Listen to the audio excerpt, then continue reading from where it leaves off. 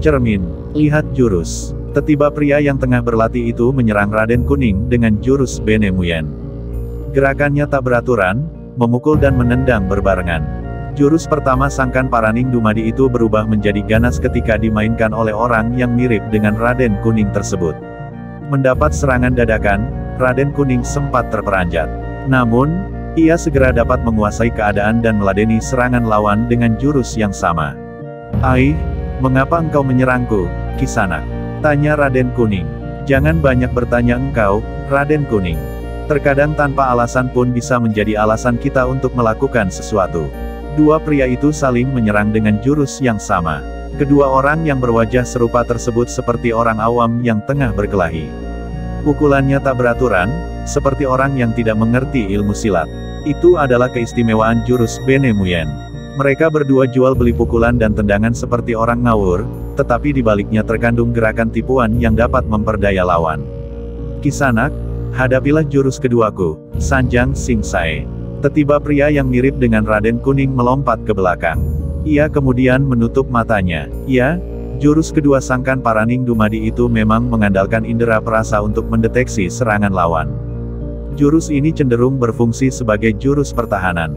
Orang yang menggunakan jurus Sanjang Sing Sae akan segera melakukan serangan balasan pada saat serangan lawan luput. Raden Kuning melakukan hal yang sama. Ia menutup matanya. Kembali jurus yang sama digunakan oleh kedua orang itu. Namun uniknya di tangan orang yang mirip Raden Kuning itu, jurus Sanjang Sing Sae berubah menjadi jurus menyerang. Dengan sigap ia menerjang ke arah lawannya dan melepaskan pukulan mematikan. Raden Kuning yang mengandalkan pendengarannya dengan tenang menggeser tubuhnya ke samping kanan. Ia kemudian membalas serangan lawan dengan serangan yang lebih ganas lagi.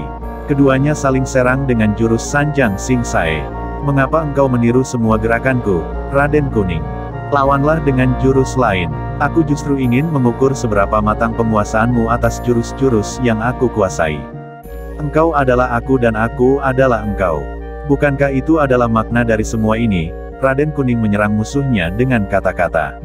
"Ah, tak usah engkau banyak berfilsafat. Sambut jurus ketigaku, Melampah Ingkang Lurus." Keduanya kembali jual beli serangan. Jurus ketiga itu mengandalkan langkah kaki untuk menyerang dan bertahan. Jurus ini adalah jurus langkah ajaib. Ia berfungsi untuk menghindarkan serangan musuh. Tetapi lagi-lagi ketika dimainkan oleh pria yang mirip Raden Kuning itu, jurus langkah ajaib berubah sifatnya menjadi jurus menyerang. Engkau membalikkan sifat dari jurus-jurus Sangkan Paraning Dumadi. Engkau bukanlah aku, tetapi engkau adalah cerminan dari diriku, Raden Kuning berseru kaget.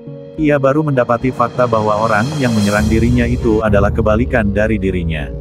Merasa musuhnya sudah mulai mampu menganalisa keadaan, pria yang mirip Raden Kuning merubah gerakannya. Ia memainkan jurus Mati Sak Jeroning Urip. Sifat dasar gerakan jurus keempat ini adalah menahan semua panca indera sehingga ia akan seperti orang mati.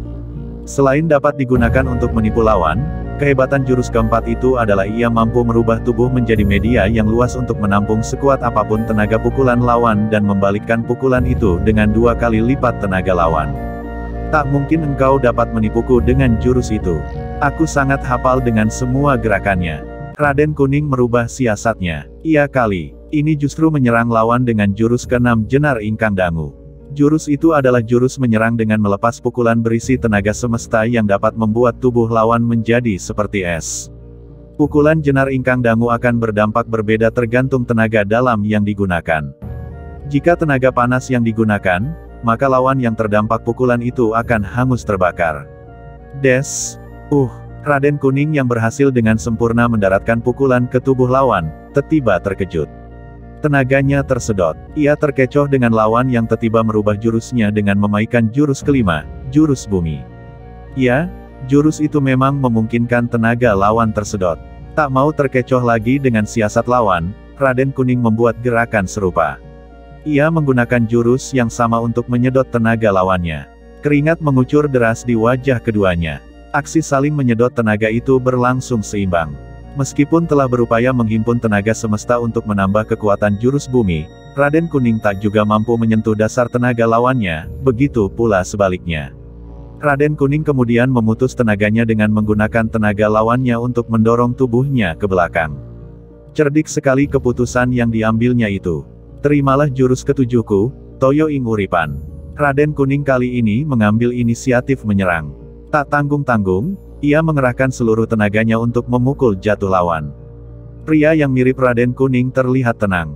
Ia juga melompat mundur ke belakang. Kedua tangannya dirapatkan di depan wajah. Kemudian ia membuat gerakan melengkung dari atas ke bawah dan ke atas lagi. Kedua tangannya dibalikkan dan direnggangkan sebahu, lalu tubuh kedua melompat bergulingan di udara. Selanjutnya keduanya melompat ke atas dan menukik turun dengan tangan bersila menusuk ke arah musuh. Dua orang yang tengah bertarung nyawa itu menggunakan gerakan yang sama. Dar, debu bercampur tanah berhamburan ke udara.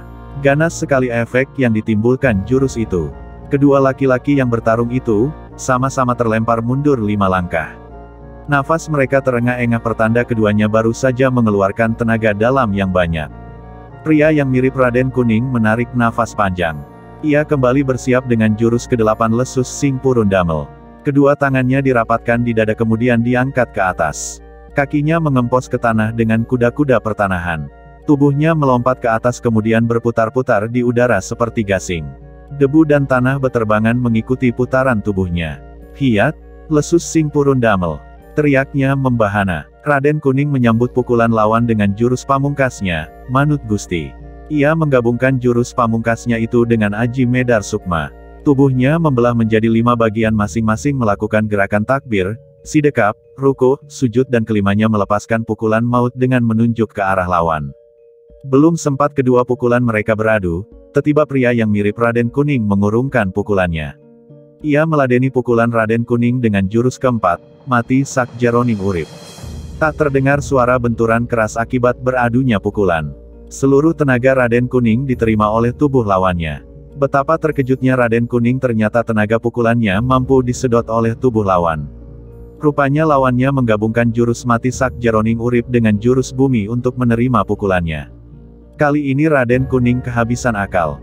Ia telah mengeluarkan seluruh kepandaiannya, tetapi lawan tetap juga tak dapat dilumpuhkan. Ia adalah cermin dirimu. Seberapa kuat engkau berusaha mengalahkannya, maka sekuat itu pula ia akan berhasil memantulkan tenagamu. Hadapi cermin dengan bayangan. Eyang Kiai memberi petunjuk. Raden Kuning yang tengah kepayahan karena tenaganya tersedot musuh, memutar otaknya. Saat itu ada 5 wujud dirinya. Kelimanya melepaskan pukulan maut dari jurus pamungkas Manut Gusti. Raden Kuning berkonsentrasi. Ia mendorong 4 wujud bayangannya untuk terus menekan lawan dengan tenaga bayangan. Sedangkan wujud aslinya memainkan gerakan jurus keempat, Mati Sak Jeroning Urip. Ajaib, Raden Kuning terlepas dari tenaga sedotan lawan. Keempat wujud bayangannya tak mampu dipantulkan oleh musuh yang merupakan cermin dirinya sendiri.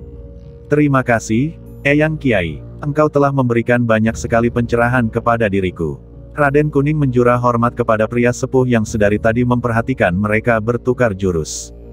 Tak sempat Raden Kuning memperhatikan respon dari Eyang Kiai, tiba-tiba dari lereng di atas bukit, berguguran batu-batu besar yang mengancam keselamatan dirinya. Meski gugup, Raden Kuning mampu berpikir jernih.